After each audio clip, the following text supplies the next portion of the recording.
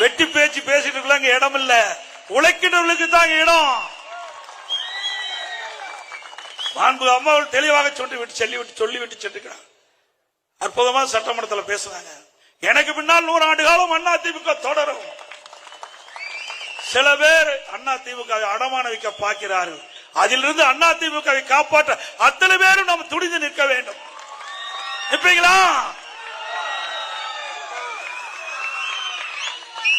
இப்பொழுதும் சொல்லுகிறேன், அனைத்து இந்திய அண்ணா திராவிட முன்னேற்ற கழகத்திற்கு எவர் ஒருவர் துரோகம் செஞ்சாலும் அவர் நடு ரோட்டிலே நிற்பார், விலாசம் இல்லாமல் போய்விடுவார். இந்த இயக்கம் உயிரோட்டம் உள்ள இயக்கம். பொன்மனச்சம்பல் புரட்சி தலைவர் எம்ஜிஆர், புரட்சி தலைவர் அம்மா இருவரும் சக்திகள் கொண்ட இயக்கம். இது இறைவனால் படைக்கப்பட்ட இயக்கம். இது ஏழைகளுக்காக தோற்றுவிக்கப்பட்ட இயக்கம், குடும்பத்துக்காக அல்ல. இந்த அரசாங்கம் யார் வேணாலும் அண்ணா திமுக கட்சியிலே உயர்ந்த இடத்துக்கு வர முடியும். நான் ஒரு கிளை செயலாளர் இருந்தேன். இன்றைக்கு உங்களுடைய ஆதரவோடு பொதுச் செயலாளர் திமுக வர முடியுமா?